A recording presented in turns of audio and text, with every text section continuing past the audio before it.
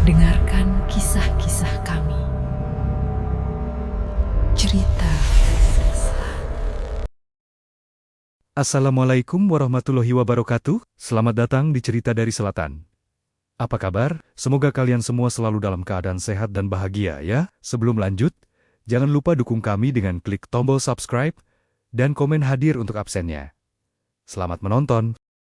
Kabut tipis merayap naik dari permukaan Sungai Winongo, melingkari tiong-tiang bambu penyangga warung layaknya ular yang sedang mengincar mangsa. Malam itu, udara terasa lebih berat dari biasanya. Aris duduk termenung di balik meja kasir yang terbuat dari kayu jati Belanda usang, menatap nanar pada panci besar berisi soto yang masih mengepul, namun tak tersentuh. Aroma kuah santan bercampur kunyit dan serai yang seharusnya menggugah selera, kini justru terasa memualkan bagi hidungnya. Sudah 30 hari sejak pemuda itu memutuskan untuk mempertaruhkan sisa tabungan terakhirnya demi membangun warung makan di lahan warisan sang kakek. Lahan tersebut terletak di pinggir kelokan sungai.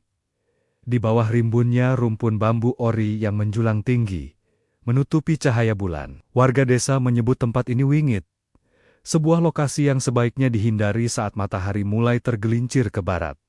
Namun, Aris tidak peduli. Desakan ekonomi dan rasa malu untuk kembali merantau sebagai pecundang membuatnya nekat. Sepi lagi, gumamnya lirih. Suara itu terdengar asing, tertelan oleh gemericik air sungai yang mengalir deras di belakang punggungnya. Jam dinding menunjukkan pukul 10 malam. Belum ada satupun pelanggan yang mampir. Bahkan, sekadar untuk memesan kopi. Hanya serangga malam yang bernyanyi nyaring, bersahutan dengan suara gesekan batang bambu, yang terdengar seperti rintihan orang kesakitan tertiup angin. Aris bangkit dari duduknya. Langkah kakinya gontai menyeret tubuh yang didera kelelahan mental. Pemuda itu berjalan menuju panci soto, mengambil sendok sayur, dan mengaduk isinya dengan gerakan hampa. Daging sapi pilihan yang dibelinya di pasar subuh tadi pagi sudah mulai hancur karena terlalu lama dipanaskan. Modal hari ini hangus lagi. Bayangan wajah ibunya yang menatap penuh harap saat ia pamit membuka usaha kembali menghantui pikiran. Rasa gagal itu lebih menyakitkan daripada tusukan pisau. Di kejauhan, lampu jalan desa berkedip-kedip suram, seolah enggan menerangi jalanan berbatu menuju warungnya. Tidak ada kendaraan lewat. Tidak ada tanda-tanda kehidupan. Seolah-olah warung ini terisolasi di dimensi lain, terpisah dari dunia manusia yang hangat dan ramai. Tiba-tiba, angin kencang berhembus dari arah sungai, menerobos masuk melalui sela-sela dinding anyaman bambu. Api kompor menyambar liar sejenak sebelum kembali tenang. Aris tersentak. Bulu kuduk di tengkuknya meremang seketika, bukan karena dingin, melainkan karena perasaan diawasi. Sejak hari pertama menempati lahan ini, perasaan itu selalu ada. Mata-mata tak terlihat yang mengintip dari balik kegelapan hutan bambu, menunggu saat yang tepat untuk menyapa. Pemilik warung itu mencoba menepis pikiran buruknya. Logika harus tetap berjalan. Mungkin lokasi ini memang salah. Mungkin masakan racikannya memang tidak enak, tapi lidahnya sendiri berkata lain. Resep soto ini adalah warisan turun-temurun keluarganya yang dulu sempat jaya. Lantas, apa yang salah? Mengapa setiap orang yang lewat Sioliola tidak melihat keberadaan warung ini? Tangan Aris gemetar saat mematikan kompor. Suara mendesis gas yang berhenti mengalir, menciptakan keheningan yang menyakitkan. Ia memutuskan untuk tutup lebih awal. Percuma menunggu. Harapan untuk mendapatkan pelanggan hari ini sudah mati. Sama seperti semangat hidupnya yang perlahan padam. Saat Aris hendak melangkah menuju pintu depan untuk membalik papan tanda menjadi tutup, matanya menangkap sesuatu di luar. Di tepi sungai, tepat di batas antara cahaya lampu teras dan kegelapan total, berdiri sesosok bayangan, diam, tak bergerak. Jantung pemuda itu berdegup kencang memukel-mukel rongga dada. Bayangan itu terlalu tegak untuk disebut pohon pisang, dan terlalu diam untuk disebut manusia biasa. Aris memicingkan mata, berusaha menembus pekatnya malam. Tidak ada siapa-siapa. Mungkin hanya halusinasi akibat kurang tidur dan stres berlebihan. Aku harus istirahat, bisik Aris pada dirinya sendiri, mencoba meyakinkan akal sehatnya yang mulai goyah. Namun, Saat tangan kanannya menyentuh gagang pintu kayu, suara ketukan pelan terdengar. Bukan dari pintu depan, melainkan dari pintu samping yang menghadap langsung ke arah sungai. Ketukan itu berirama, lambat, dan basah. Tok, tok, tok. Darah Aris berdesir turun ke kaki. Siapa yang datang lewat pintu samping? Jalan setapak itu buntu, langsung menuju bibir sungai yang curam. Tidak mungkin ada manusia waras yang berjalan lewat sana di tengah malam buta seperti ini, kecuali mereka muncul dari dalam air. Ketukan itu berulang, kali ini disertai suara gesekan kuku di papan kayu. Aris terpaku, keberaniannya menyusut drastis, berganti dengan insting purba yang meneriakkan bahaya. Warung yang sepi ini tiba-tiba terasa sesak oleh kehadiran sesuatu yang tak kasat mata. Aroma lumpur sungai yang amis mulai menyeruak masuk, bercampur dengan bau anyir yang samar namun tajam. Malam ini, sepertinya Aris tidak akan pulang sendirian. Atau mungkin, ia tidak akan pernah benar-benar pulang lagi. Warisan kakeknya bukan hanya tanah ini, melainkan juga penghuni lama yang kini mulai merasa terganggu, atau justru merasa lapar. Hujan turun tanpa peringatan. Bukan gerimis yang sopan, melainkan curahan air bah dari langit yang langsung menghantam atap seng warung dengan suara memekakan telinga. Gemuruh guntur menyambar, menerangi langit malam dengan kilatan cahaya putih yang menyilaukan, menciptakan beanggen-beanggen panjang yang menari mengerikan di dinding anyaman bambu. Aris masih berdiri mematung di dekat pintu samping. Ketukan tadi hilang, tertelan suara hujan. Namun, rasa dingin yang menusuk tulang itu tidak pergi. Justru semakin menjadi-jadi. Dengan tangan gemetar, pemuda itu memberanikan diri membuka kunci pintu samping. Engsel tua itu berderit nyaring, memecah kebisingan hujan. Aris mendorong daun pintu sedikit, mengintip keluar. Gelap. Hanya tirai air yang terlihat. Tidak ada siapa-siapa di sana. Hanya aliran sungai yang kini meluap. Airnya bergolak ganas berwarna coklat pekat. "Siapa di sana?" teriaknya. Suaranya kalah oleh deru angin. Hening sejenak. Aris hendak menutup kembali pintu itu, ketika sebuah tangan pucat tiba-tiba menahan daun pintu dari luar. Tangan itu lentik, berkulit putih bersih, seolah tak pernah tersentuh matahari. Kontras sekali dengan lumpur sungai di bawahnya. Jari-jarinya dingin, sedingin es batu, mencengkeram kayu pintu dengan kekuatan yang mengejutkan. Aris terlonjak mundur, nyaris tersandung kakinya sendiri. Pintu terbuka lebar. Seorang wanita berdiri di ambang pintu. Wanita itu mengenakan kebaya bludru berwarna hijau lumut yang tampak kuno, dipadukan dengan kain jarik bermotif parang rusak. Rambutnya hitam panjang terurai hingga pinggang, basah kuyup namun anehnya tetap rapi. Tidak kusut sedikitpun. Wajahnya cantik, teramat cantik untuk ukuran wanita desa biasa, dengan kulit seputih pualam yang memancarkan cahaya redup di tengah kegelapan. Namun, ada yang salah dengan tatapan matanya. Mata itu hitam pekat, tanpa bagian putih, menatap Aris dengan intensitas yang membuat lutut lemas. "Boleh? Aku masuk?" Di luar dingin, suaranya lembut, mengalun seperti lonceng kecil, namun membawa getaran yang membuat bulu roma berdiri. Aris tidak bisa menjawab. Lidahnya keluh, tubuhnya bergerak sendiri, mundur memberikan jalan tanpa sadar. Tamu misterius itu melangkah masuk. Anehnya, meski hujan di luar sangat deras, tidak ada jejak air yang menetes dari pakaian wanita itu ke lantai warung. Lantai ubin itu tetap kering saat kaki telanjangnya memijak masuk. Wanita itu duduk di salah satu kursi kayu panjang, gerakannya anggun, seolah-olah ia adalah seorang putri keraton yang sedang berkunjung ke gubuk rakyat jelata. "Namaku Nimas," ucapnya singkat. Matanya menyapu sekeliling warung yang kosong melompong. "Warungmu sepi, Kang," aromanya. Aroma kesedihan. Aris menelan ludah, berusaha mengumpulkan sisa keberanian. Mau pesan apa, Mbak Nimas?"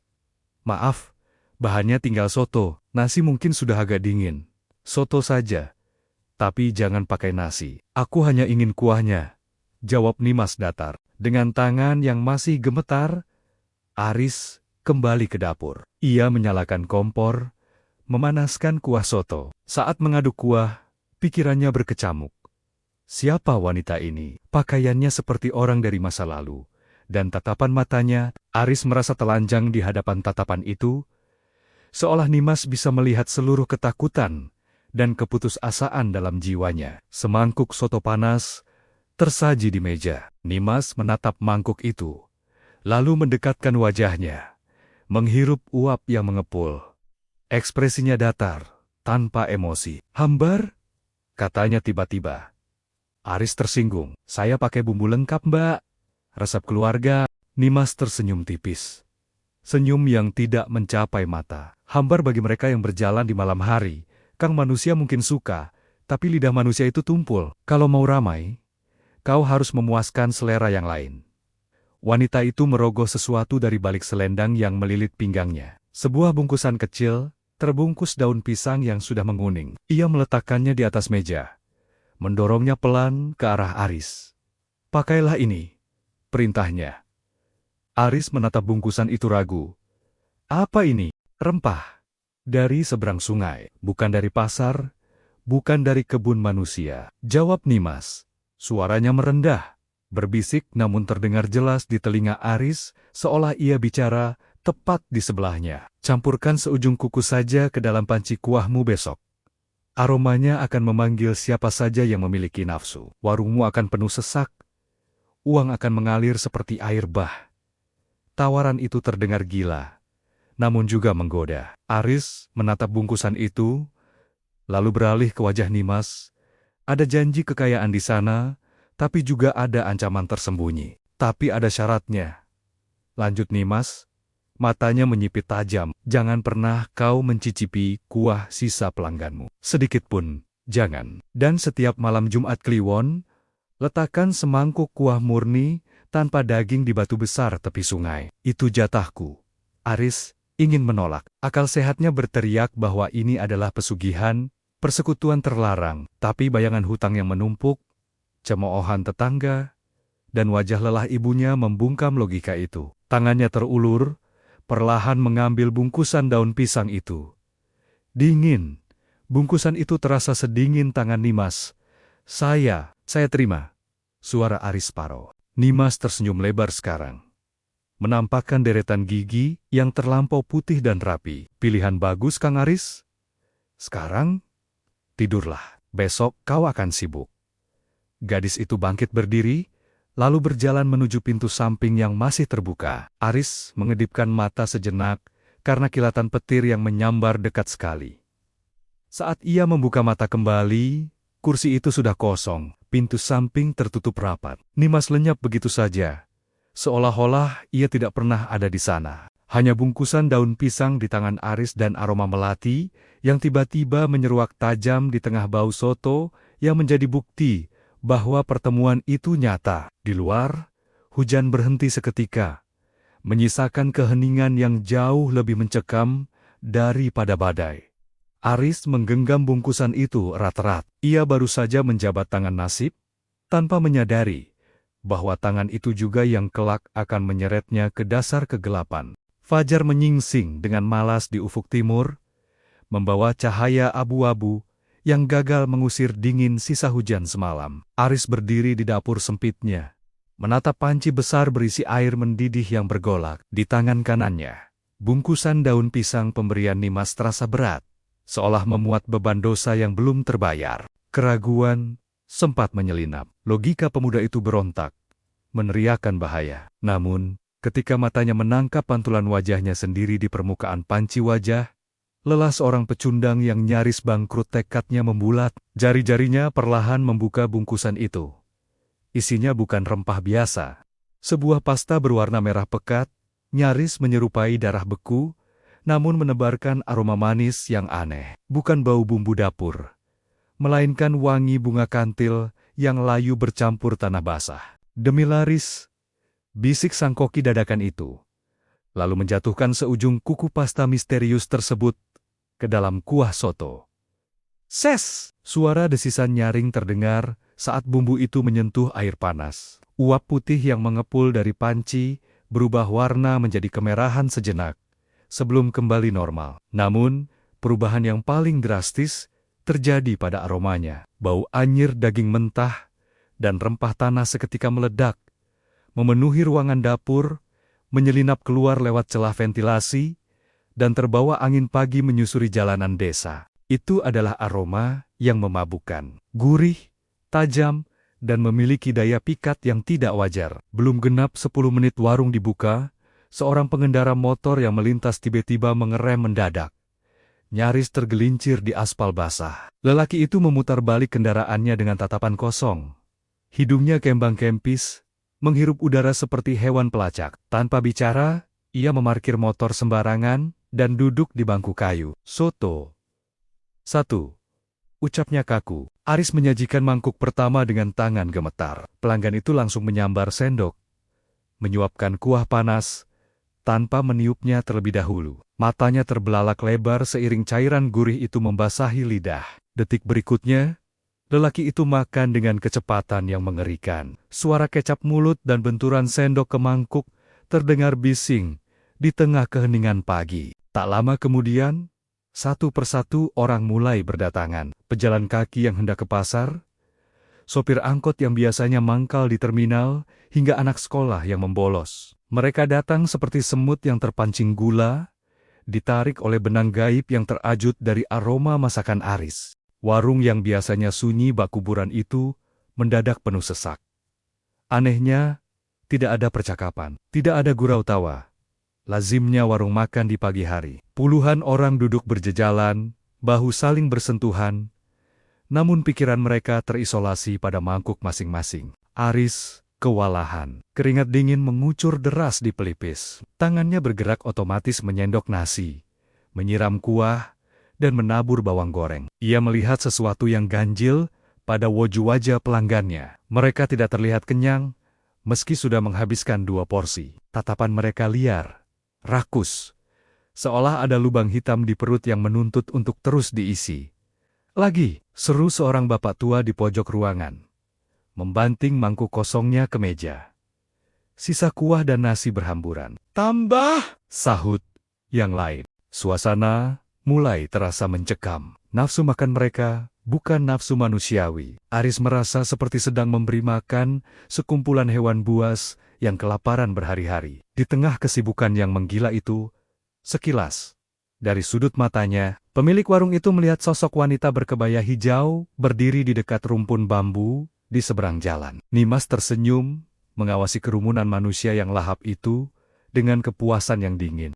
Hari itu, panci soto Aris tandas tak bersisa, bahkan sebelum waktu zuhur tiba. Uang kertas kumal dan recehan menumpuk di laci kasir, jumlahnya melampaui pendapatan sebulan di masa lalu. Namun, saat Aris menggenggam uang-uang itu, ia tidak merasakan kehangatan rezeki. Lembaran rupiah itu terasa dingin dan lembab, seakan baru saja diambil dari saku mayat yang tenggelam. 7 hari telah berlalu, dan warung di pinggir Sungai Winongo itu telah bertransformasi menjadi fenomena. Kabar tentang kenikmatan soto Aris menyebar lebih cepat daripada wabah penyakit. Orang-orang dari kecamatan sebelah rela antre berjam-jam hanya demi mencicipi semangkuk kuah keruh yang legendaris itu. Bagi Aris, waktu seolah melebur menjadi satu siklus tanpa henti. Memasak, melayani, menghitung uang, lalu pingsan karena kelelahan, hanya untuk bangun dan mengulanginya lagi. Fisik pemuda itu berubah drastis. Pipinya tirus, matanya cekung dengan lingkaran hitam pekat di bawah kelopak, dan kulitnya memucat seperti kekurangan darah. Namun, tenaganya seakan tak pernah habis. Ada energi asing yang memompanya untuk terus bergerak, sebuah kekuatan yang bukan miliknya. Malam itu, hujan kembali turun membasahi bumi. Jam dinding menunjukkan pukul 1 dini hari. Pelanggan terakhir baru saja pulang dengan perut buncit, dan langkah sempoyongan, tumpukan mangkuk kotor menggunung di bak cuci piring, menunggu untuk dibersihkan. Aris duduk terkulai di lantai dapur, bersandar pada karung beras. Napasnya berat, tangannya gemetar hebat. Bukan karena takut, tapi karena efek samping dari adrenalin yang dipaksa bekerja berlebihan. Di sampingnya, laci uang sudah tidak muat lagi menampung hasil penjualan hari ini. Ia kaya mendadak, cita-citanya tercapai. Tapi ada harga yang harus dibayar. Ingatannya mulai kabur. Seringkali, Aris lupa apakah ia sudah makan atau belum. Yang ia ingat hanyalah gerakan mengaduk kuah. Tangan kanannya sering bergerak sendiri, membuat gerakan memutar di udara meski tidak sedang memegang sendok sayur. Tiba-tiba, ia teringat sesuatu. Malam ini adalah malam Jumat Kliwon. Pesan Nimas terngiang kembali di kepalanya bagai rekaman rusak. Letakkan semangkuk kuah murni tanpa daging di batu besar tepi sungai. Itu jatahku. Aris melirik panci besar di atas kompor. Kosong. Benar-benar kering. Pelanggan terakhir tadi bahkan menjilati dasar mangkuknya saking rakusnya. Tidak ada sisa setetes pun kuah untuk dipersembahkan. Persetan, rutuk Aris, menyeka keringat di dahi. Rasa kantuk yang luar biasa menyerang serif-serif otaknya. Besok saja, Nimas pasti mengerti. Lagi pula, aku sudah memakai bumbunya setiap hari.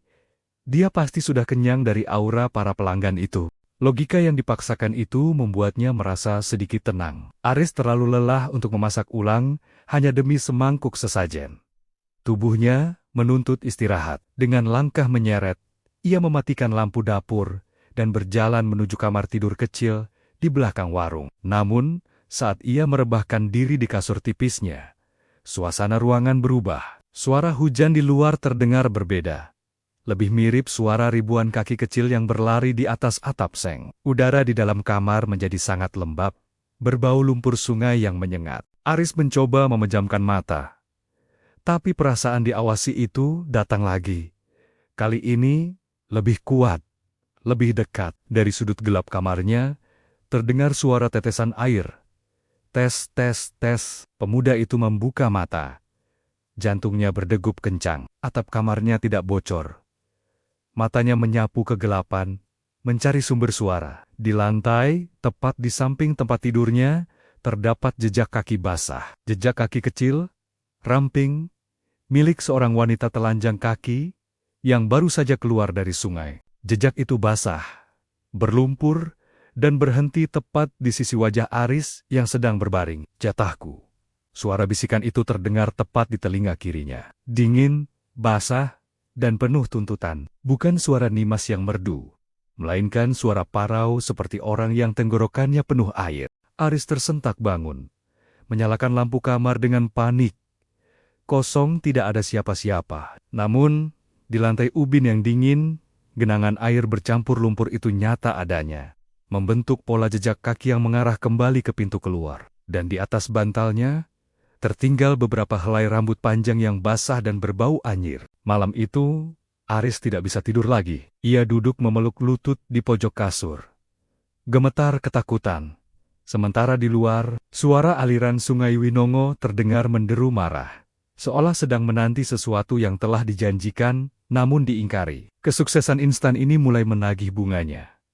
Dan Aris baru saja melakukan kesalahan fatal pertamanya. Matahari belum sepenuhnya muncul. Namun Pak Tejo sudah menggendap-indap di balik rumpun pisang yang berbatasan langsung dengan dapur warung Aris. Lelaki tua bertubuh tambun itu didorong oleh rasa iri yang membakar dada. Warung mie ayam miliknya, yang letaknya hanya 100 meter dari sana, kini mati suri. Tidak ada yang mau mampir. Semua orang desa terkena sihir soto Aris. Pasti ada yang tidak beres, gumam Tejo. Matanya menyipit, mengintip dari celah dinding bambu yang renggang. Anak ingusan itu pasti pakai pesugihan. Aku harus cari buktinya, biar warga sadar. Di dalam dapur yang remang-remang, Aris terlihat sedang mempersiapkan dagangan. Namun, gerak-gerik pemuda itu ganjil. Matanya terpejam rapat, tapi tangannya bekerja dengan cekatan, memotong daging, mengiris bawang, dan menyalakan kompor. Ia tertidur sambil bekerja. Atau lebih tepatnya, tubuhnya dikendalikan oleh sesuatu yang lain saat kesadarannya sedang istirahat. Pak Tejo menahan napas saat melihat Aris mengambil bungkusan daun pisang keramat itu. Sudah seminggu lebih warung itu buka tiap hari, melayani ratusan orang, tapi bungkusan kecil itu tidak pernah kempis. Isinya pasta merah pekat itu seolah tidak memiliki dasar. Selalu penuh setiap kali diciduk. Hukum alam tidak berlaku bagi benda terkutuk itu. Tapi bukan itu yang membuat mata Pak Tejo terbelalak. Aris mengambil ember besar berwarna hitam. Alih-alih berjalan menuju keran air bersih di sudut dapur, pemuda yang sedang tidur itu justru berjalan keluar lewat pintu belakang. menuju sungai. Pak Tejo mengikutinya dengan jantung berdegup kencang. Di tepi sungai yang keruh, Aris menimba air. Air sungai pagi itu berwarna coklat kotor, penuh dengan sampah ranting dan buih limbah. Bau anyir menyeruak. Tanpa ragu, Aris membawa ember berisi air kotor itu kembali ke dapur dan menuangkannya langsung ke dalam panci besar. Gila, desis Tejo.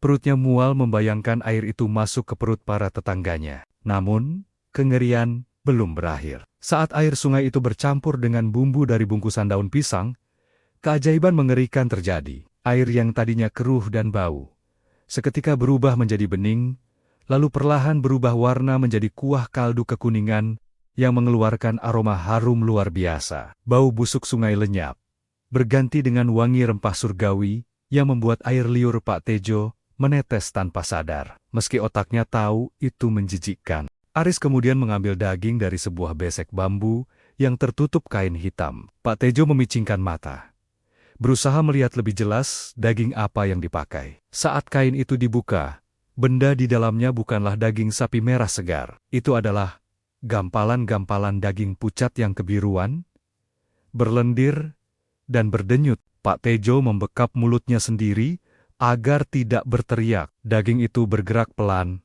seolah masih memiliki sisa nyawa. Berkedut-kedut seperti jantung yang sekarat, Aris dengan tenang memotong-motong daging hidup itu dengan pisau besar. Setiap irisan mengeluarkan cairan hitam pekat, bukan darah merah. Namun, begitu potongan itu dimasukkan ke dalam panci kuah mendidih, cairan hitam itu larut dan dagingnya berubah warna menjadi coklat matang yang menggugah selera. Itu bukan daging sapi, itu daging bangkai entah makhluk apa yang mungkin dipungut dari dasar sungai, atau mungkin bagian tubuh dari sesuatu yang lebih jahat. Lutut Pak Tejo lemas. Ia mundur perlahan, berniat lari dan memberitahu Pak RT, tapi nasib sial menimpanya. Kakinya menginjak ranting kering. Krak! Suara patahan itu terdengar nyaring di keheningan pagi. Di dalam dapur, gerakan pisau Aris terhenti seketika di udara. Pemuda itu tidak menoleh, tapi kepalanya miring ke samping dengan sudut yang tidak wajar. Seolah mendengar suara semut berjalan. Perlahan, kelopak matanya terbuka. Bukan mata Aris yang menatap ke arah celah dinding bambu itu. Bola matanya sepenuhnya putih, terbalik ke atas, sementara bibirnya menyeringai lebar hingga hampir menyentuh telinga. Seringai itu bukan milik manusia. Ada tamu.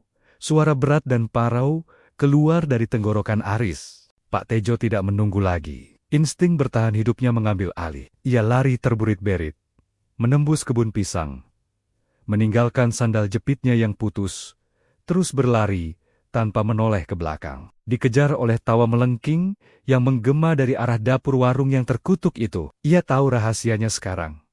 Tapi ia juga tahu bahwa pengetahuan itu bisa membunuhnya. Kabar burung itu berubah menjadi teror nyata dalam hitungan hari. Desa Gempol yang biasanya damai, kini diselimuti mendung kelabu, seolah matahari enggan menampakkan diri di atas atap-atap rumah warga. Satu persatu pelanggan setia warung Aris jatuh sakit. Bukan demam biasa, melainkan penyakit ganjil yang membuat mantri desa dan dukun beranak angkat tangan. Tubuh mereka menyusut drastis, kering kerontang, seakan daging dan lemak di balik kulit terhisap habis oleh parasit tak kasat mata. Namun anehnya, perut mereka membuncit besar, keras seperti batu. Di tengah racauan demam, bibir-bibir pucat itu terus mengigaukan satu hal. Kuah soto Aris. Mereka meronta, menangis, bahkan mencakar dinding kamar, memohon untuk dibawa kembali ke pinggir sungai demi sesuap rasa gurih itu. Sementara itu, di dalam warung yang pengap, Aris berdiri gemetar di depan tumpukan mangkuk kotor. Jam dinding menunjukkan pukul 2 pagi. Pelanggan terakhir baru saja diseret pulang paksa oleh keluarganya. Bau sisa makanan yang bercampur dengan aroma keringat dan lumpur menguar tajam, menusuk-nusuk dinding lambung sang juru masak. Rasa lapar itu datang tiba-tiba, ganas, mencekik. Selama ini, Aris tidak pernah menyentuh masakannya sendiri. Ada benteng tak terlihat di pikirannya, yang menahan keinginan itu, sebuah insting bertahan hidup yang tersisa. Namun malam ini, benteng itu runtuh. Aroma sisa kuah di sebuah mangkuk yang belum dicuci merayap masuk ke hidungnya, merusak akal sehat. Cairan kecoklatan itu tampak berkilau di bawah remang lampu, memanggil-manggil untuk dicicipi. Hanya sedikit, bisik batinnya yang mulai retak, hanya untuk tahu rasanya.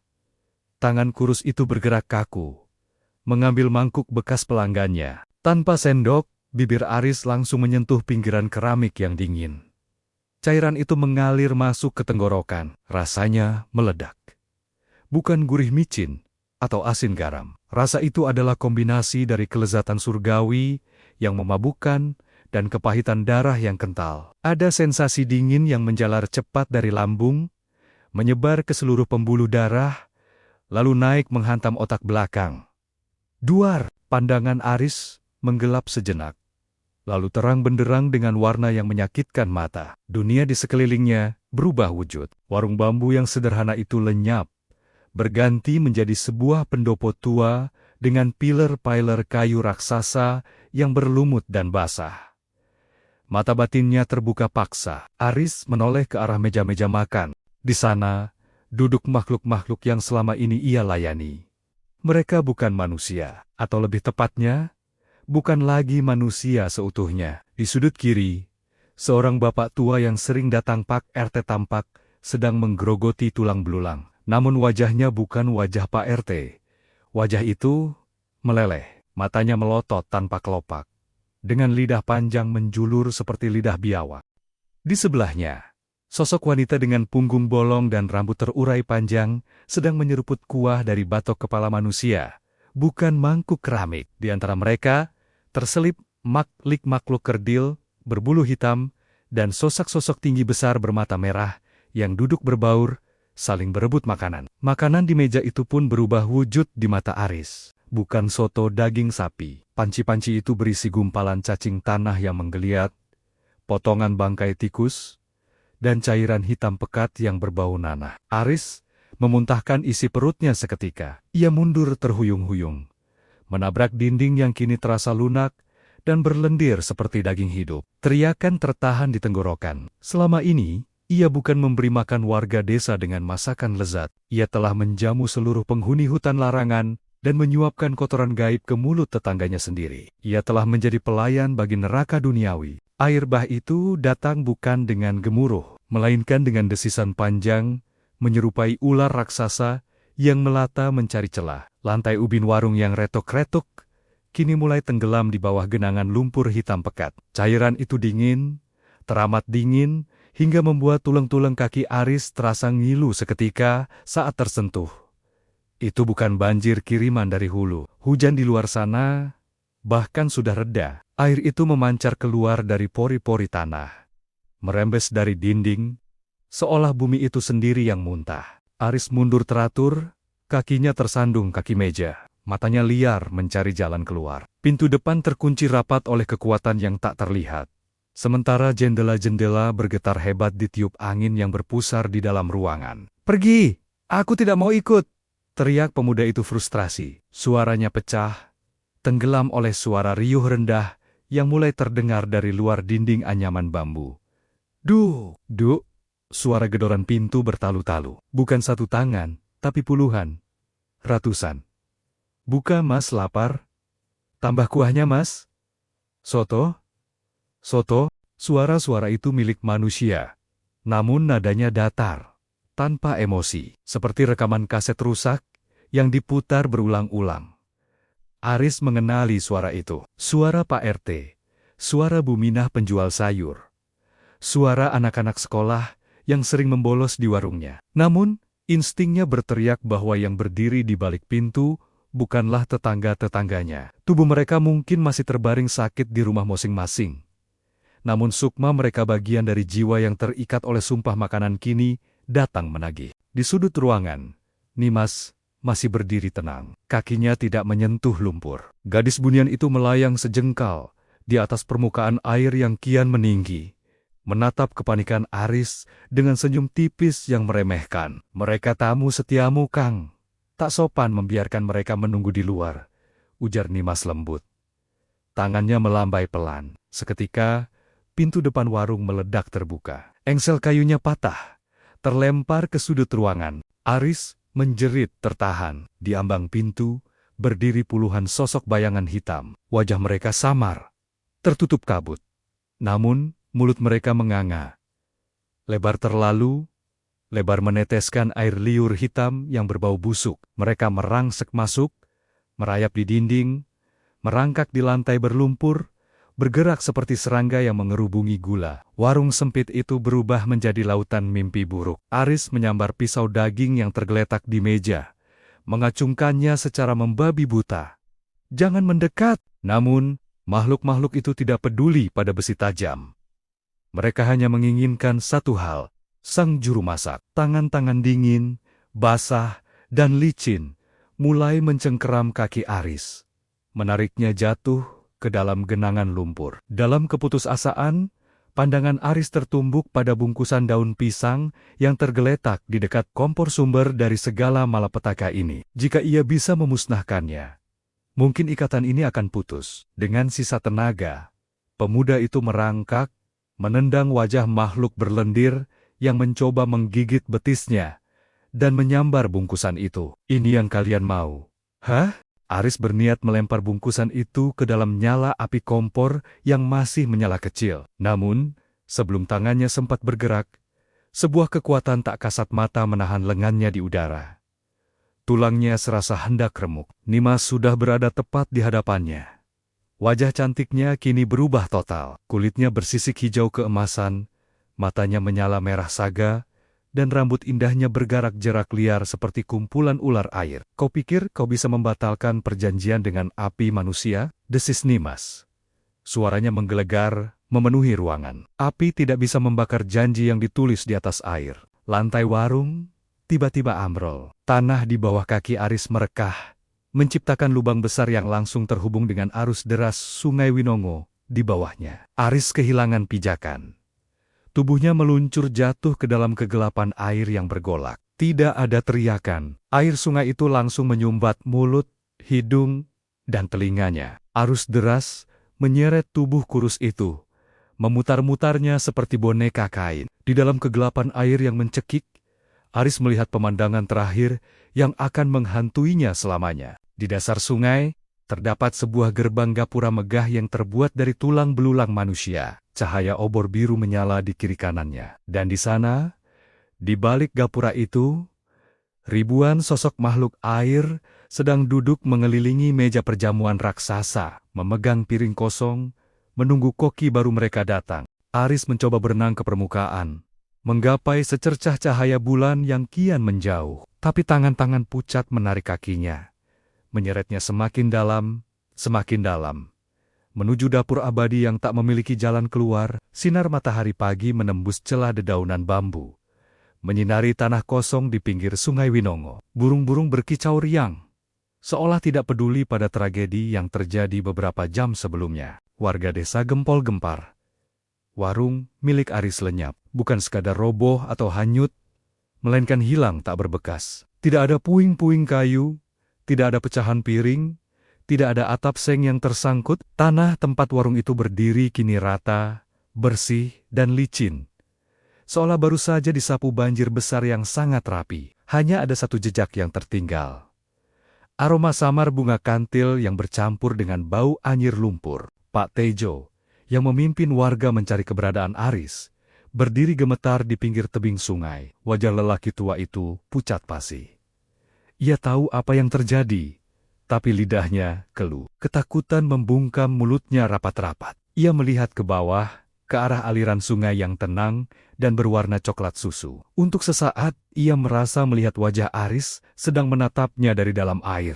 Berteriak tanpa suara. "Mungkin hanyut," gumam Pak RT, mencoba merasionalkan kejadian yang tak masuk akal itu. Arusnya semalam memang deras. Pencarian dilakukan selama 7 hari 7 malam. Tim SAR menyisir sungai hingga ke muara laut selatan. Dukun-dukun terkemuka didatangkan untuk menerawang.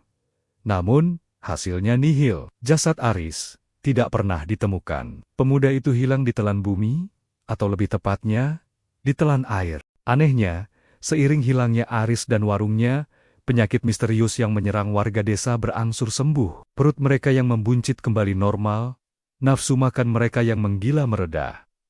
Namun, mereka kehilangan sebagian ingatan. Tak ada yang ingat pernah makan soto senikmat itu. Mereka hanya ingat pernah datang ke warung, lalu pulang dengan perasaan kosong. Seolah-olah, kenangan tentang rasa itu telah dicabut paksa dari otak mereka sebagai bayaran atas kesembuhan. Tahun demi tahun berganti. Kisah tentang pemuda dan warung sotonya perlahan memudar, berubah menjadi cerita menakutkan yang dibisikkan orang tua kepada anak-anak agar tidak bermain di pinggir sungai saat maghrib. Tanah bekas warung itu dibiarkan kosong. Rumput liar tumbuh subur, setinggi dada orang dewasa. Tidak ada yang berani menggarap lahan itu lagi. Namun, legenda itu tidak benar-benar mati. 10 tahun kemudian, seorang sopir truk antar kota yang kelelahan menepikan kendaraannya di jalan raya desa yang sepi. Jam menunjukkan pukul 2 dini hari. Perutnya keroncongan, matanya berat. Di tengah keremangan lampu jalan yang suram, matanya menangkap cahaya terang dari balik rimbunan pohon bambu di pinggir sungai. Sebuah warung makan, kecil, sederhana, namun terlihat hangat dan mengundang. Sopir itu turun, berjalan sempoyongan, menuruni jalan setapak. Aroma kuah kaldu yang gurih dan harum semerbak menyapa hidungnya, membuat rasa laparnya melonjak 1000 kali lipat. Aneh, pikirnya. Ia sering lewat jalur ini, tapi tak pernah melihat ada warung di sini sebelumnya. Ia masuk ke dalam. Warung itu bersih, meja kayunya mengkilap. Di balik meja saji, berdiri seorang pria kurus dengan punggung membungkuk, sedang sibuk mengaduk panci besar yang mengepulkan uap harum. Pria itu mengenakan pakaian serba hitam, kulitnya pucat dan sedikit basah, seolah baru saja kehujanan. "Soto 1, Pak. Lapar sekali saya," pesan sopir itu sambil duduk. Pria itu tidak menoleh, tapi tangannya cekatan menyendok kuah. Gerakannya kaku, berulang-ulang, dan tanpa henti. "Pakai daging?" tanya pria itu. Suaranya berat, bergema, dan terdengar basah. "Boleh, yang banyak ya." Mangkuk tersaji di meja, baunya begitu memikat hingga si sopir lupa berdoa. Saat ia hendak menyuapkan sendok pertama, pria penjual itu perlahan membalikkan badan. Wajahnya tirus, matanya cekung dalam. Namun, yang membuat sopir itu terdiam kaku dengan sendok menggantung di udara adalah mata pria itu. Tidak ada pupil, hanya putih polos yang berkabut, dan dari sudut bibirnya yang menyeringai kaku, menetes air sungai yang keruh. "Selamat makan," ucap Aris, atau apapun yang kini mendiami tubuh itu. "Jangan lupa, habiskan kuahnya." Di luar, suara aliran sungai terdengar menderu, seolah tertawa menyambut satu lagi jiwa yang tersesat masuk ke dalam perangkap abadi Nimas. Warung itu ada, dan tidak ada, muncul untuk mereka yang tersesat, dan menghilang saat matahari terbit, membawa serta siapa saja yang cukup bodoh untuk mencicipi hidangannya. Aris masih di sana, memasak selamanya.